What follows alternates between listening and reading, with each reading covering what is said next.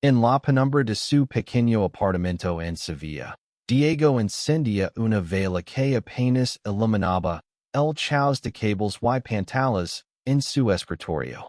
Sus manos temblaban, no de frío, sino de rabia contenida. La carta de despido, arrugada sobre la mesa, era un recordatorio cruel. Lo habían traicionado. Diego, de 30 años, ingeniero de software con un talento innato para los sistemas complejos, había sido el único abiertamente gay en Tecnofuturo, una empresa tecnológica puntera en Andalucía. Durante 3 años, su vida había sido un equilibrio precario entre la excelencia profesional y los susurros en los pasillos. Y es brillante, pero es necesario que lo mencione tanto. Había oído esas palabras más veces de las que podía contar. Pero no fue su orientación lo que lo hundió, fue su propia creación. El sistema que diseñó, un algoritmo revolucionario para optimizar redes de datos, había sido su orgullo. Lo llamó Aurora, en honor al amanecer que veía cada mañana desde su ventana. Pero alguien en la empresa, alguien con poder, lo había reclamado como suyo. Diego fue despedido sin explicaciones, acusado de rendimiento insuficiente. La verdad ardía en su pecho. Lo habían robado su trabajo. Esa noche, mientras la ciudad dormía, Diego abrió su portal. Sus dedos volaron sobre el teclado, accediendo a los servidores de Tecnofuturo. No quería venganza, quería justicia. Pero entonces, un mensaje apareció en su pantalla. Sé lo que hicieron. Encuéntrame en la plaza de España mañana. J. ¿Quién era J? Diego dudó, pero algo en su interior, una chispa de esperanza, lo impulsó a responder. Estar allí. Cerró el portal y miró por la ventana. Sevilla, con sus luces titilantes, parecía susurro que aún no estaba todo perdido. Al día siguiente, bajo el sol abrasador, Diego llegó a la plaza de España. La majestuosidad de los azulejos y los puentes le recordaba lo mucho que amaba su ciudad, pero también lo solo que es esencia. Buscó entre la multitud hasta que sus ojos se encontraron con los de un hombre de su edad, de cabello castaño y mirada penetrante. Lavaba una camiseta con un arcoíris discreto en el pecho. Diego, ¿verdad? Dijo el hombre, extendiendo la mano. Soy Javier. Javier, activista local y periodista independiente, había estado investigando irregularidades en Tecnofuturo. Había oído rumores sobre un ingeniero brillante al que despidieron injustamente. No eres el primero al que han usado y descartado. Le dijo, con una mezcla de impaciencia y furia. Diego sintió un nudo en el estómago. No estaba solo. Javier lo llevó a un café cercano, donde le explicó lo que sabía. El director técnico, Carlos, un hombre ambicioso y manipulador, había presentado Aurora como su propia creación en una conferencia internacional. La empresa estaba a punto de vender el sistema por millones. Diego sintió que el suelo se desvanecía bajo sus pies. No puedo dejar que se salgan con la suya, susurró Diego, apretando los puños. Javier lo miró fijamente, sus ojos brillando con una mezcla de desafío y calidez. No lo haremos, pero necesitamos un plan. Diego no está solo en esto. Esa noche, mientras compartían una botella de vino en el balcón de Javier, Diego sintió algo que no había sentido en meses: esperanza. No solo por recuperar su trabajo, sino por la chispa que comenzaba a encenderse entre ellos. Los días siguientes fueron un torbellino. Diego y Javier se convirtieron en cómplices, trabajando hasta altas horas de la noche, en un plan para exponer a Carlos y a Tecnofuturo. Javier, con su red de contactos en el mundo del periodismo, comenzó a recopilar pruebas, correos internos, registros de reuniones, y hasta un video de la conferencia donde Carlos se atribua el marido de Aurora. Diego, por su parte, no podía dejar de pensar en el sistema que había creado. Aurora no era solo un código, era una extensión de él mismo, de sus noches sin dormir, de sus sueños de cambiar el mundo.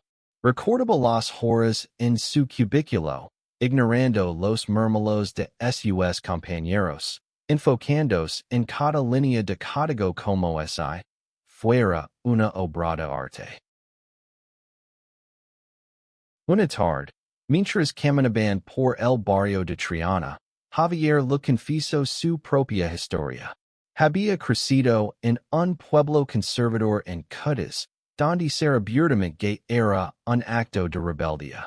Había perdido amigos, incluso parte de su familia, pero nunca dejó de luchar por lo que creía justo. Por eso estoy aquí, dijo, deteniéndose frente al río Guadalquivir.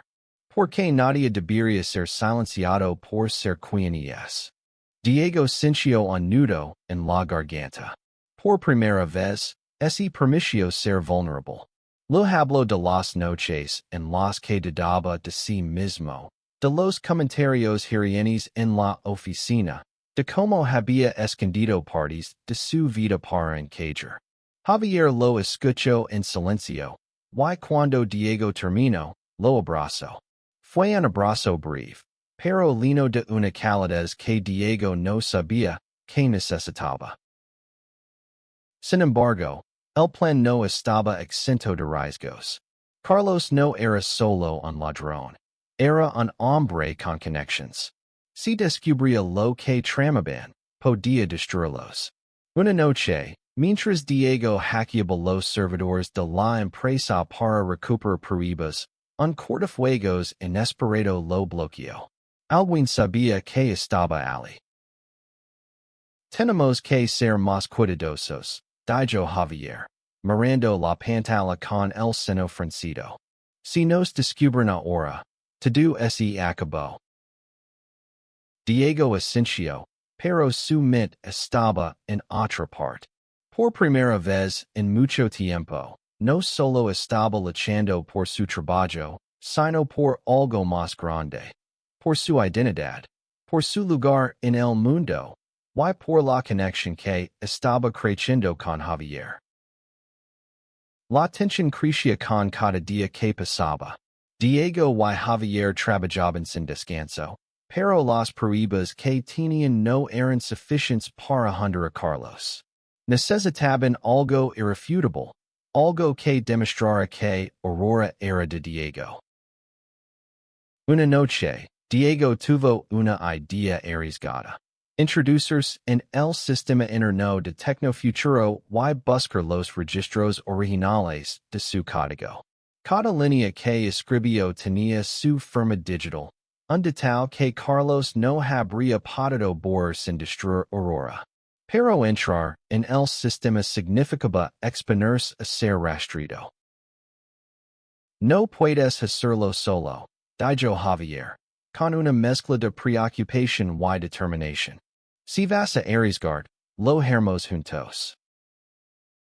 Diego sonrió, aunque el miedo lo carcomía. Juntos, idearon un plan. Javier distraería a los guardias de seguridad de la empresa con una entrevista falsa, mientras Diego se infiltraba en la oficina durante la noche. Era peligroso, pero no había otra opción. La noche de la operación, Sevilla estaba envuelta en una tormenta. La lluvia golpeaba las calles mientras Diego, vestido de negro, se colaba por una entrada trasera. Su corazón latía con fuerza, pero no podía detenerse ahora. Encontro un terminal en la sala de servidores y comienzo a trabajar. Cada segundo era una carrera contra el tiempo. Mientras tanto, Javier hablaba con el guardia, usando su carisma para mantenerlo ocupado. Pero algo salió mal. Un supervisor, sospechando de la situación, comenzó a hacer preguntas. Javier mantuvo la calma, pero su teléfono vibró con un mensaje de Diego. Lo tengo. Sal ahora. Diego había encontrado los registros, pero también algo más. Un correo interno que revelaba que Carlos planeaba vender Aurora a una empresa extranjera, eliminando cualquier rastro de Diego.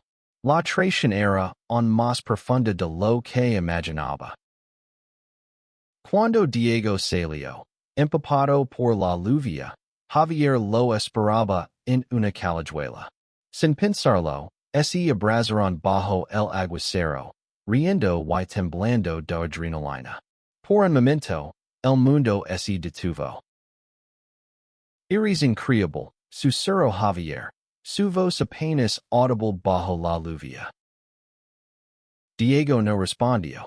Solo lo miró, y en ese instante, supo que no solo estaba luchando por su trabajo, sino por un futuro donde pudiera ser el mismo, sin miedo. Con las pruebas en la mano, Diego y Javier comenzaron a preparar su siguiente movimiento.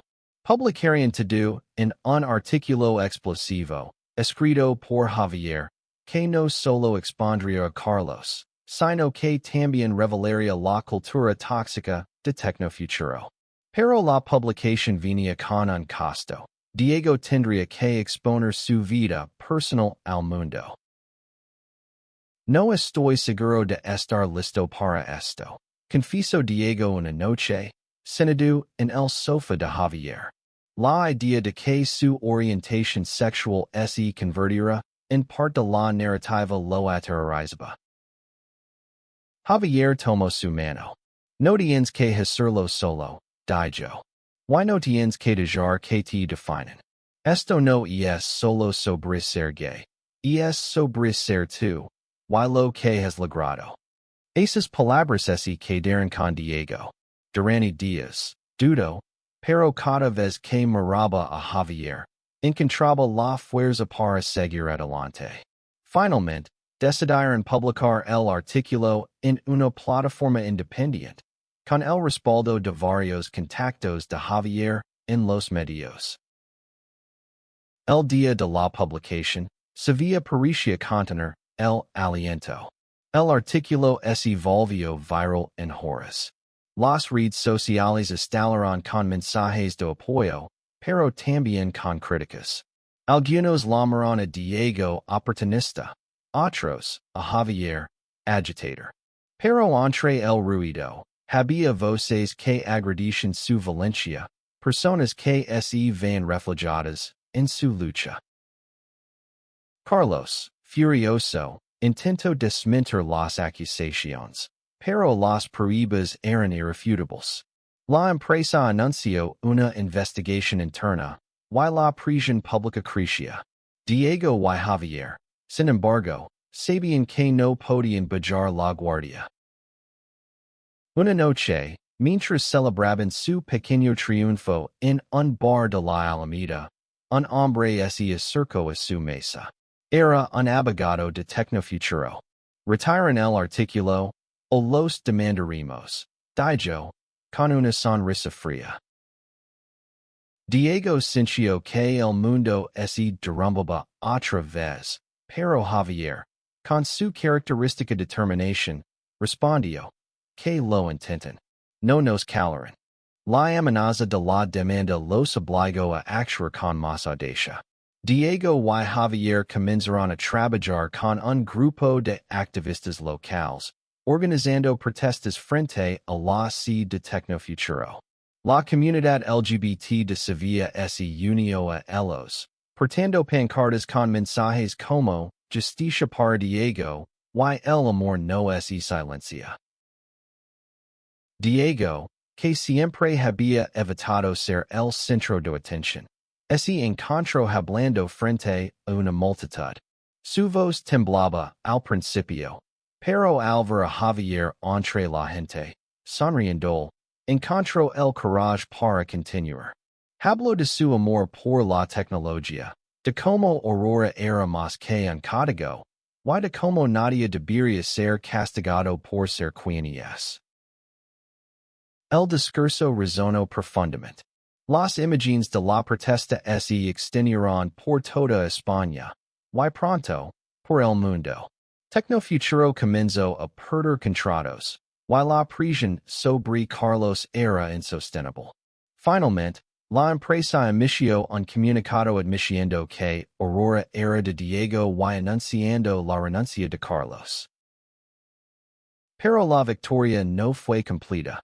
Diego sabía que recuperar su trabajo no sería tan fácil. La empresa le ofreció una compensación, pero no un puesto. Quieren limpiar su imagen, no dar justicia. Le dijo a Javier, con amargura. Javier, sin embargo, tenía una idea. No necesitas a tecnofuturo, le dijo. Tienes Aurora. Y tienes talento. ¿Por qué no creemos algo nuestro? La idea era arriesgada, pero emocionante. Diego y Javier comenzaron a trabajar en un nuevo proyecto. Una startup que usaría Aurora para ofrecer soluciones tecnológicas accesibles a pequeñas empresas. Pero más allá del negocio, lo que los unía era algo más profundo. Cada noche, mientras planeaban, reían, y se acercaban más. Diego sentía que estaba construyendo no solo una empresa, sino una vida. Una noche, bajo las estrellas en el parque de María Luisa, Javier tomó la mano de Diego. Esto es más grande que nosotros, dijo. Es sobre mostrar al mundo que no pueden quitarnos quien somos. Diego lo miró, y por primera vez, se permitió sonar con un futuro donde no tuviera que esconderse. Los meses siguientes fueron un torbellino de trabajo y emociones. Diego y Javier lanzaron su startup, Aurora Tech, con el apoyo de inversionistas locales que creen en su visión. El sistema de Diego, ahora libre de las guerras de tecnofuturo, comenzó a ganar reconocimiento. Pero más allá del éxito profesional, lo que realmente importaba era la comunidad que estaban construyendo. Aurora Tech no solo ofrecía tecnología, también se convirtió en un espacio seguro para personas de la comunidad LGBT. Diego y Javier contrataron a ingenieros, diseñadores y activistas que habían sido marginados en otros lugares. La oficina, ubicada en un edificio reformado en el centro de Sevilla, estaba llena de vida, risas y arcoíris. Pero no todo fue fácil. La demanda de tecnofuturo seguía siendo una amenaza, y Diego a veces se despertaba con pesadillas, temiendo que todo se desmoronara. En esos momentos, Javier estaba allí, recordando que no estaba solo. Su relación crecía con cada desafío. Lo que comenzó como una alianza por la justicia se convirtió en un amor profundo. Una noche, mientras celebraban el primer contrato importante de Aurora Tech, Javier le dio a Diego un pequeño colgante con la forma de un amanecer. ¿Por qué tú eres mi Aurora? Le dijo, con los ojos brillando. Diego, abrumado por la emoción, lo besó frente a todos sus amigos y colegas. Por primera vez, no sintió miedo de ser visto. Sin embargo, el pasado no los dejaba en paz. Una mañana, recibieron una notificación. Tecnofuturo había presentado una nueva demanda, esta vez acusándolos de uso indebido de propiedad intelectual.